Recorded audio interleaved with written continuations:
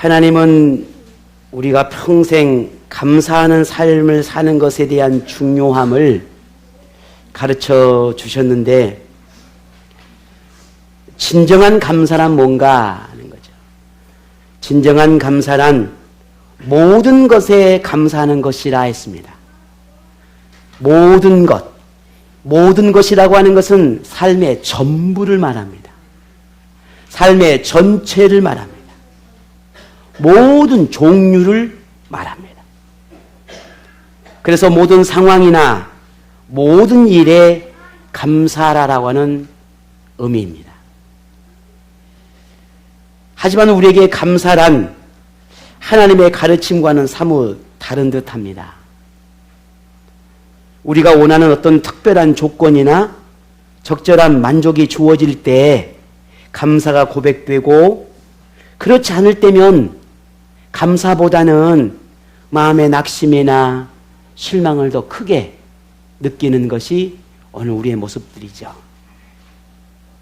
만일 우리에게서 감사보다는 낙심이나 고민이나 염려가 더 많다고 생각된다면, 어쩜 오늘 이 시간 우리 마음에 심각하게 한번 우리 자신들을 좀 고민해보고 생각해 보아야 하지 않을까 합니다. 감사하는 생활이 현재 우리에게 미치는 영향이라고 하는 것은 뭐 이루 말할 수 없죠.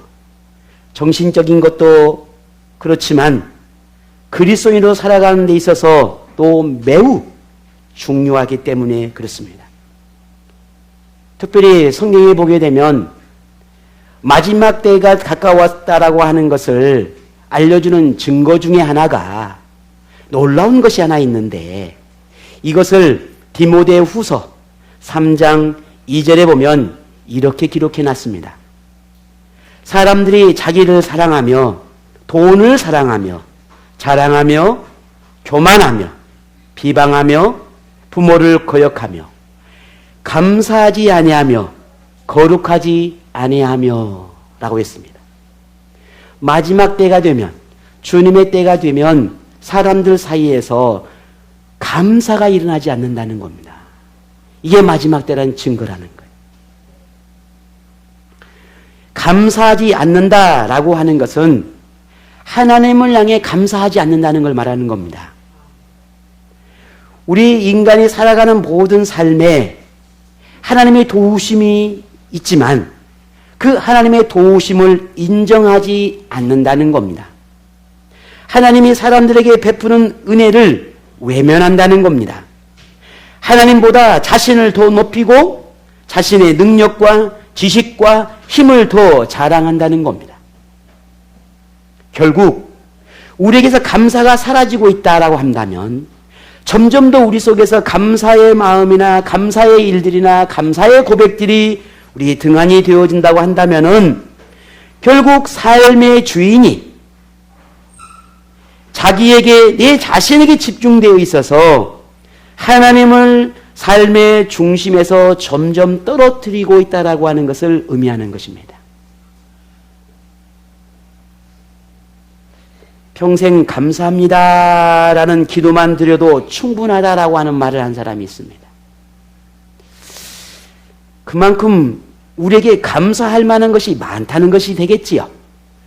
그저 기도할 때마다, 하나님 앞에 기도한다는 그 시간마다 그저 매번 내가 원하는 것, 내가 바라는 것, 내가 꿈꾸는 것, 내가 얻고 싶은 것만 구하는 것들이 외침의 기도가 많다는 것이죠. 그런데 오히려 그 많은 기도 속에서 감사합니다, 하나님 감사합니다, 하나님 고맙습니다라고만 기도를 해도 우리는 그 구하지 않는 것까지도 충분히 우리는 누리고 살아가고 있다라는 말, 의미가 될 것입니다. 결국 오늘 우리가 감사할 것만 찾아도 내가 생각한 만큼 그렇게 실망하거나 낙심하지 않아도 될 만큼 감사할 이유가 많다는 거죠. 여러분의 입술과 생각이나 마음에는 하나님을 향한 감사를 얼마나 고백하며 살아가고 있습니까? 감사하는 생활과 감사가 사라진 생활은 분명히 다릅니다. 둘 수가 없습니다. 감사는 심적으로든 영적으로든 유익하고 윤택하게 만들지만 감사가 사라지면 그 생활은 피폐해질 수밖에 없습니다. 어두워지는 거예요. 내 삶이 어두워지고 내 영혼이 어두워지고 내 심령이 어두워지고 그 어두워진 영혼과 마음과 내 삶을 가지고 세상을 어떻게 힘있게 능력있게 재밌게 행복하게 기쁘게 즐겁게 살아갈 수가 있겠습니까? 그러니 결국 우리가 감사가 넘쳐면 넘쳐날수록 그만큼 우리의 삶은 행복하고 즐거울 수밖에 없습니다. 본문도 우리에게 감사의 삶을 살라고 강조하는데 이는 그럴 만한 충분한 이유가 있기 때문입니다. 우리가 감사의 삶을 살아야 하는 그 이유를 본문 6절에 이렇게 말합니다. 그러므로 너희가 그리스도 예수를 주로 받았으니 그 안에서 행하되 라고 말합니다. 이 말에서 감사의 이유를 찾을 수 있는데 그것은 그리스도 예수를 주로 받았기 때문이라는 겁니다. 다시 말해서 우리가 예수님을 구주로 믿는 순간 예수님은 우리의 주인이 되어주시고 우리는 예수님을 주인으로 받아들였다라는 의미입니다. 예수님이 주인이 되어주셨다라고 하는 것은 우리의 모든 필요를 채워주시겠다는 것입니다. 책임지겠다는 것이지요. 우리의 삶을 이끌어주고 인도하겠다라고 하는 약속이 거기에 있습니다. 우리도 이런 예수님의 뜻을 인정하고 받아들인 것입니다. 이것이 믿음이에요. 이것이 신앙생활이에요. 이걸 거부하고 이걸 인정하지 않으면 우리는 신앙생활을 건강하게 해낼 수가 없습니다. 왜? 모든 삶 가운데 하나님의 말씀이 다 걸림돌처럼 다가오거든요. 그런데 감사의 삶을 살고 주님을 나의 주인으로 인정하기 시작하면 그게 걸림돌이 아니라 삶의 지혜가 되고 은혜가 되고 나의 힘이 되는 것입니다. 그래서 점점 감사가 더 풍성해질 수밖에 없는 것이죠. 그래서 예수님의 그 능력과 우리를 위해 행하신 일들을 어떠하다는 것을 우리가 다 믿는다고 한다면 그것만으로도 우리가 불평하거나 혹은 염려하는 것보다도 감사가 더 많아질 거라는 겁니다. 한 번은 저희 제 아이들과 차를 타고 하는데 제가 이런 고백을 가끔 합니다. 있잖아, 아빠는 지금 내가 이 운전을 하고 있는 게 아빠는 참 행복하다. 그렇게 말을 합니다. 왜요? 나는 아빠는 어렸을 때 평생 자가용이라고 하는 걸 내가 가지고 살아갈 수 있을까? 라는 생각을 해본 적이 있다. TV를 보면 정말 멋진 차가 그렇게 TV 안에 굴러다니고 많은 사람들이 승용차를 이렇게 소유하고 사는 걸 보면 정말 굉장히 부유한 사람, 나하고는 전혀 별개의 세상에 살아가는 사람처럼 나는 아빠는 그렇게 생각했었다. 근데 지금 세월이 불과 몇십 년 후는 지금에 내가 이렇게 좋은 승용차를 가지고 살아가고 있다는 게 난 행복하다. 이것이 하나님이 아빠에게 주신 우리 가정에 주신 축복이라고 나는 믿는다. 제가 우리 아이들에게 이렇게 이야기를 합니다. 이게 축복이죠. 물론 더 좋은 차, 더 멋진 차, 더 비싼 차, 더 멋진 게 있겠죠.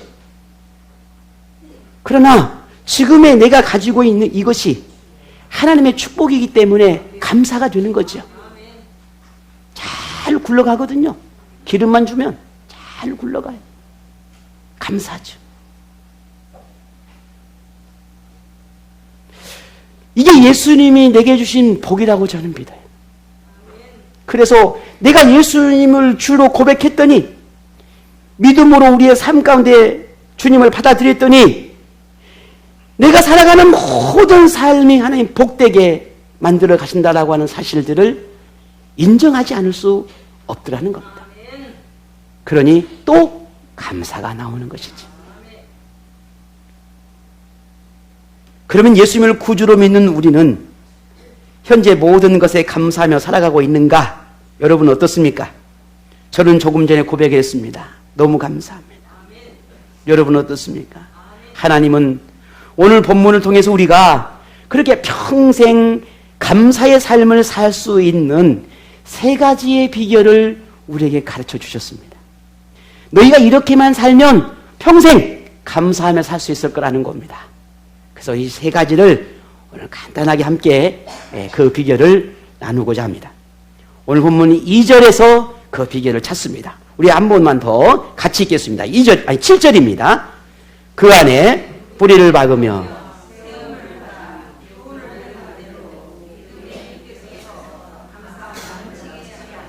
아멘. 세 가지 방법이라 했는데 그 첫 번째 방법은 그 안에 뿌리를 박는다라고 하는 말에서 우리는 그 비결을 찾을 수 있습니다. 이 말씀은 평생 예수님을 떠나지 않는다라는 말입니다. 건강한 나무, 풍성하게 맺힌 이 열매를 맺힌 나무는 그 뿌리가 건강하고 땅에 박혀 있을 때이듯 우리의 신앙생활도 건강하고 행복을 느끼는 신앙생활이라고 하는 것은 세상과 하나님과 그저 이중적인 생활을 하는 그런 삶이 아니라 온전히 예수님 안에서 삶을 살아갈 때 우리는 감사가 있다는 겁니다. 우리 그리스도인의 삶이라는 것이 세상 속에서 살아가는 건 분명하지만 분명 우리가 다른 삶을 살아가야 한다는 게 성경의 가르침이잖아요. 그게 구별되라는 삶이었고 그게 거룩한 삶이라는 게 성경의 말씀이란 말이죠.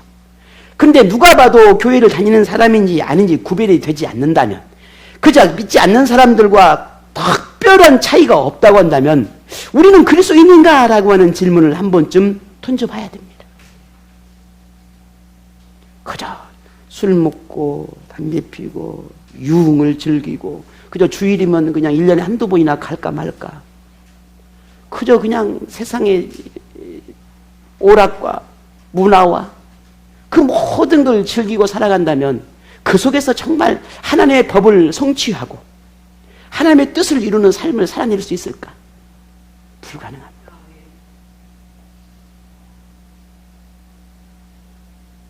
건강한 나무는 그 뿌리가 깊어요.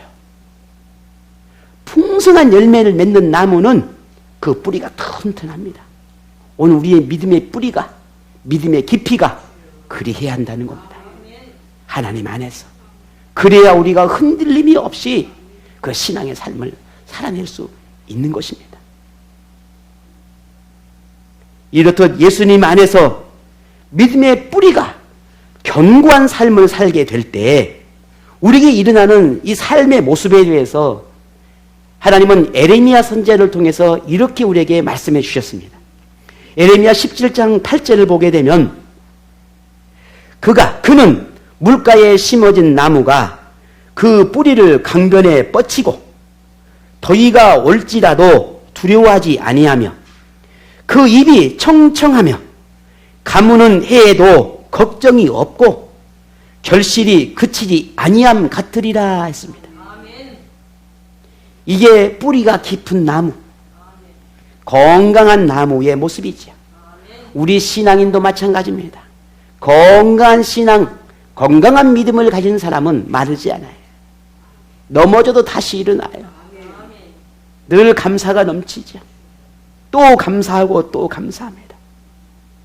그래서 감사라고 하는 것은 내 노력을 통해서 얻어내는 어떤 결과에 의해서 감사가 고백되어지는 게 그게 진짜 감사가 아니라 내 삶을 뒤덮고 있는 내 믿음으로 살고자 이 믿음 안에서 살아가는 이 나를 바라보시는 그 하나님의 은혜가 나의 삶을 뒤덮일 때, 나의 인생을 덮어주실 때 비로소 진정한 감사가 거기서부터 시작되는 것입니다.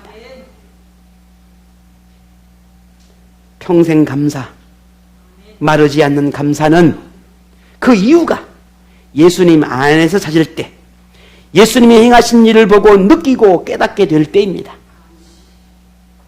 그런 감사가 진정한 감사이고 건강한 삶이고 복된 삶이라고 하는 것을 오늘 우리가 잊지 않기를 원합니다.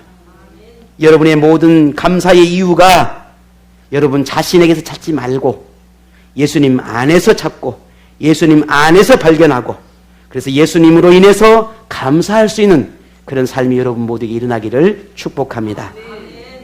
평생 감사의 삶을 살 수 있는 두 번째 방법은 예수님 안에서 세움을 받는 것이라 했습니다. 이 세움을 받는다라고 하는 말은 예수님 안에서 인생 계획을 세운다라고 하는 것을 말하는 겁니다. 하나님 안에서 예수님 안에서 인생을 설계하라는 겁니다. 누구나 인생 꿈을 꾸는데 그것을 단순하게 정의하면 잘 사는 겁니다. 여러분 잘 살고 싶죠? 못 살고 싶어요? 저는 정말 잘 살고 싶습니다. 진짜 잘 살고 싶습니다. 그런데 어떻게 사는 것이 잘 사는 거냔 말이죠. 잘 산다는 게 뭐죠? 건강하게 사는 것? 물론 잘 사는 겁니다. 많은 풍요를 누리고 살아가는 것? 물론 잘 사는 겁니다. 성공적인 삶을 살아가는 것? 잘 사는 겁니다. 여러분이 꿈꾸는 인생, 여러분 꿈꾸는 꿈의 직장, 고임금, 노후가 보장된 생활, 혹은 그 모든 내가 성공적인 삶이라고 생각되어지는 그런 세상의 기준 안에 내가 포함되어 있는 것, 물론 그것도 다 잘 사는 것입니다. 그런 우리가 삶을 꿈꾸니까 어떻습니까? 막 열심히 뭔가 계획을 세우고 30대는 뭐하고 대학 때는 뭐하고 40대는 뭐 어떻게 되고 50대는 뭐하고 또 이렇게 해야 되니까 이 직장을 들어가니까 이런 자격증도 따야 되고 이렇게 공부도 해야 되고 이런 실력도 필요하고 물론 이런 모든 걸 우리가 가지고 노력을 하지요. 결국은 잘 살기 위해서 그래요. 우리가 잘 살아보고 싶어서. 그런데 그런 노력과 능력이 있다고 해서 잘 사는 걸까 하는 겁니다. 그렇게 사는 것이 잘 산다고 말하는 걸까라는 거예요. 물론 그렇게 일궈낸 생활로 행복을 느끼며 만족할 수 있습니다. 그런데 그것이 잘 사는 거냐는 거죠. 물론 그렇게 말할 수 있습니다. 하지만 그 생활에 감사가 없다면, 마음의 평안과 기쁨과 그 마음 안에 진정한 삶의 여유가 없다면, 마음의 여유가 없다면 말이죠. 마음의 평안이 없단 말이죠. 그게 잘 사는 건가 하는 거예요. 가진 건 그렇게 부족하지 않은데 늘 내 마음이 무겁고 힘들다면 그게 잘 사는 건가라는 거예요. 누가 말하는 것은 꿈의 직장에서 고임금을 받고 노후가 보장된 직장에 들어갔는데 여전히 내 삶이 불편하고 내 마음이 불편하고 여전히 또 다른 꿈을 꿀 수 없는 그런 나약한 삶을 살고 있다면 그게 잘 사는 건가라는 거예요. 그 삶 가운데 하나님의 관여가 없는, 하나님이 함께하지 않는 그 생활을 어떻게 우리가 잘 산다 말할 수 있겠냐는 거예요. 그렇지 않다는 겁니다. 그때는 그것이 옳은 줄 알았고 바른 선택인 줄 알았지만 시간이 지나고 보니까 그게 내게 큰 실수였구나 라고 생각되는 게 참 많아요. 살다 보면. 이렇게 우리는 실수가 잦고 판단력도 부족하고 결단력도 약합니다. 그런 우리에게 완벽한 인생 설계라고 하는 것이 있을 수 있을까? 없습니다. 저도 처음에 하나님 믿기 전에 목사 되고 싶지 않았어요. 그런 꿈도 없었지만요. 그저 열심히 돈 벌어가지고 돈 많이 버는 사람 되고 싶었습니다. 왜? 제 상황이나 환경이나 제 주변의 모든 것들이 그래야만 되는 것 같았어요. 그래서 뭐 어떻게 하면 돈 많이 벌까? 이 생각만 제 생각이었어요. 모든 생각이. 근데 예수 만나고 나니 예수 알고 보니 그게 전부가 아니라는 걸 알게 되기 시작했습니다. 그게 아니더라고요.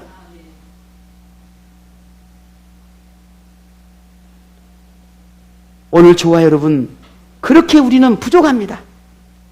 그런 우리에게 완벽한 인생 설계라는 게 사실은 없어요. 그래서 하나님은 우리에게 인생 설계를 우리 스스로 내 혼자 하지 말고 나와 함께 하자. 나의 가르침 안에서 너의 설계를 해라고 말하고 있는 거예요. 너와 함께 내 인생을 꿈꾸고 싶었다는 거예요. 나와 함께 너의 인생을 함께 계획해보지 않겠느냐 라고 말하고 있습니다.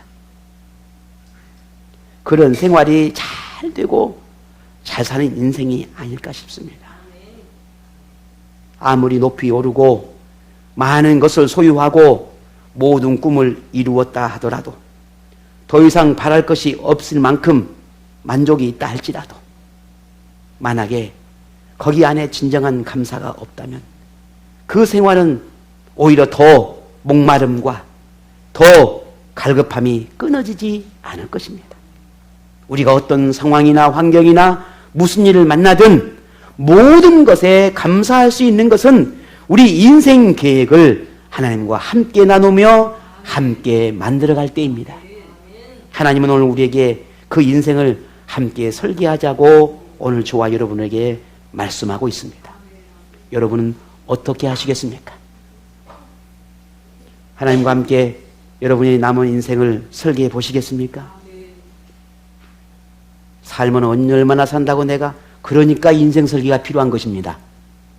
그러니까 하나님과 함께 인생 설계를 다시 세워야 하는 겁니다. 왜? 내가 오늘 이 한날의 인생을 바꾸면 내 영혼이 바뀔 수 있기 때문에 그렇습니다. 그래서 하루를 살아도 잘 살아야 됩니다. 이게 오늘 우리에게 주시는 교훈입니다. 평생 감사에 살기 위한 마지막 세 번째 방법입니다. 교훈을 받은 대로 믿음에 굳게 서라 하는 것입니다. 예수님에게 배운 대로 살라는 겁니다. 네가 뭘 배웠냐는 거예요. 네가 성경을 통해서 무엇을 배웠느냐? 그러면 배운 대로 살아라 하는 의미입니다. 인생의 방향이 흔들릴 때, 무엇이 옳은지 그른지 판단이 서지 않을 때, 세상의 것들로 유혹을 받게 될 때, 자존감이 무너지고 죄책감이 찾아올 때, 나를 짓누를 때, 인생의 희망을 찾고 싶을 때, 인생의 문제로 낙심되고 힘을 잃어버렸을 때 성경을 통해 배운 말씀을 기억하라는 겁니다. 그것이 인생에 필요한 유일한 답이라는 겁니다. 종종 사람들은 하나님 말씀이 현실적이지 않다고 말하고 지금 내 자기 자신과 상황에 맞지 않다고 말하며 그 생명의 말씀을 무시하라는 사람들이 참 많습니다. 심지어 그리스도인들마저도 말이죠. 하지만 하나님의 말씀을 따라 살아갈 때 결국은 그 끝은 감사할 수밖에 없고 그렇게 내가 하나님의 말씀대로 살아가는 것이 지금까지 살아온 것이 옳다라고 하는 것을 인정할 수밖에 없게 될 것입니다. 저는 그 중에 한 사람이 바로 저라고 생각을 합니다. 시작은 알 수 없었고 왜 하나님이 그리 했는지 나를 왜 그리 이끄셨는지 알 수는 없었지만 그래도 부족하지만 넘어지지만 그래도 온전치 못하지만 조금씩 살아왔던 그의 믿음의 지난 삶 속에서 결국 오늘 이 순간에도 또 한 번 하나님 앞에 감사할 수밖에 없다는 걸 고백하지 않을 수 없게 된다는 겁니다. 오늘 여러분 지금 당장은 하나님의 말씀이 이해되지 않고 지금 당장은 그 교훈의 말씀이 내게 어울리지 않은 것 같고 당장 목사의 가르침이 여러분 생각과 다르게 들린다 할지라도 그것이 진정 하나님의 말씀이라고 믿는다면 그 교훈을 따라 살아가 보십시오. 순종으로 살아가 보십시오. 여러분의 마지막 그 끝자락에는 반드시 여러분 고백하게 될 겁니다. 내가 그렇게 살아온 것이 내가 그리 믿음으로 살아왔던 것이 결코 헛되지 않았구나. 감사가 고백되고 하나님의 이름을 영화롭게 하는 그런 하나님의 영광을 드리는 사람이 될 것입니다.